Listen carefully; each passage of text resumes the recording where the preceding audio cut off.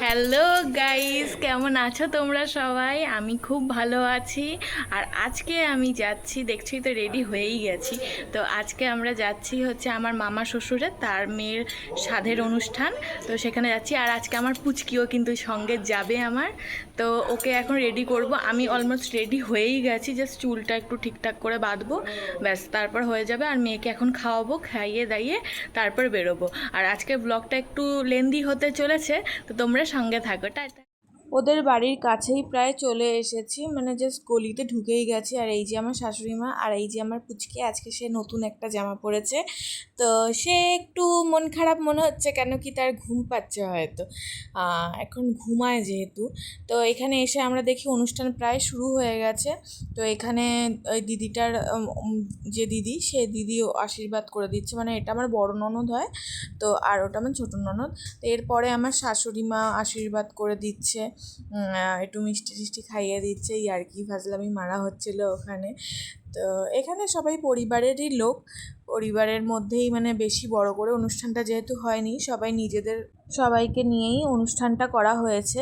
তো অ্যাকচুয়ালি পরিবারের এইসব ছোটোখাটো অনুষ্ঠানগুলো কিন্তু অ্যাটেন্ড করা খুবই জরুরি, আর মজাও লাগে।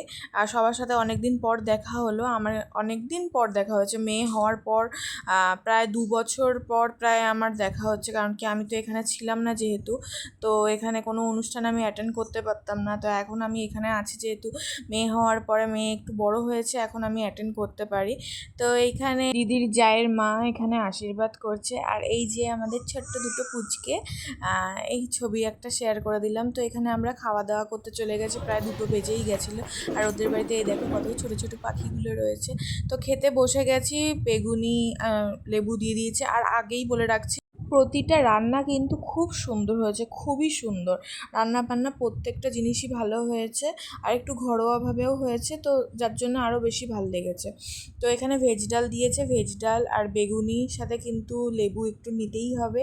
কম্বিনেশনটা কিন্তু খুবই ভালো, আর খেতে কিন্তু খুবই সুন্দর হয়েছে। আমার রিয়াকশান দেখে তোমরা বুঝতেই পারবে কি সুন্দর হয়েছে।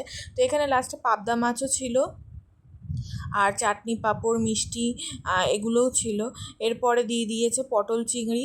পটল চিংড়ির মধ্যে থেকে চিংড়ি আবার আমার দেওর খুঁজে খুঁজে বার করে আমাকে দিচ্ছে, যতই হোক ছোটো বৌদি হই বলে কথা, তো একটু তো দেওর একটু যত্ন আপ্যায়ন করবেই, খেতে দিচ্ছে।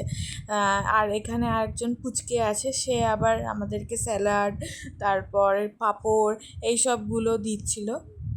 এই দেখো চিংড়ি মাছ খুঁজে খুঁজে দিচ্ছে আমাকে, মানে হাউ কিউট। যাই হোক, তো চিংড়ি মাছও পেয়ে গেছি, আমিও খুশি, সেও খুশি। আর আমার শাশুড়ি মা এখানে বসেছিলেন আমার সাথে বসে, আর আমার বড় মাসি শাশুড়ি, আমরা তিনজনে এখানে খেতে বসেছিলাম। এই যে সেই পুচকেটা আমাকে খুঁজে খুঁজে আবার গাজর দিয়েছে। তো এরপরে দিয়ে দিয়েছে কাতলা মাছ, দই কাতলা করেছিল। তো এই মাছটা কিন্তু খুব ফ্রেশ ছিল, খেতেও কিন্তু খুব ভালো হয়েছে, প্রত্যেকটা রান্নাই খুব সুন্দর হয়েছিল। জাস্ট নাজেহাল অবস্থা, আমি কোনো রকম এখন বাড়ি এসে আমি ড্রেস চেঞ্জ করবো, একটু ফ্রেশ হব, ফ্রেশ হয়ে জাস্ট আমি একটু শুতে চাই। আমি আর পারছি না, আমার এত কষ্ট হচ্ছে। মেয়ে মানে সারাটা দিন ওখানে কান্নাকাটি করেছে কোলে কোলে, তাও একটুখানি ঘুমিয়েছিল, তা ঘুমের মধ্যেও তারপরে উঠে গেছে, উঠে গিয়ে খুব মানে বেচারা, ওর খুব কষ্ট হয়েছে। এত দূর গেছে, প্রথমত দূরে খুব একটা নয় যদিও, তা যাই হোক হয়েছে, তাই না? আর আমাদেরও খুব কষ্ট হয়ে গেছে। এখন যাব একটু ফ্রেশ হব, ফ্রেশ হয়ে তোমাদের সাথে পরে আবার কথা হচ্ছে। মেয়ে যা এত কান্নাকাটি করেছে, যার জন্য পুরো ভিডিওগুলো করতে পারিনি, ওকে কোলে নিয়ে বসে খেতে হয়েছে। তো যাই হোক, তোমরা একটু ম্যানেজ করে নিও। আর যদি ভালো লাগে তাহলে অবশ্যই লাইক কমেন্ট করো, আর সাবস্ক্রাইব করতে ভুলো না।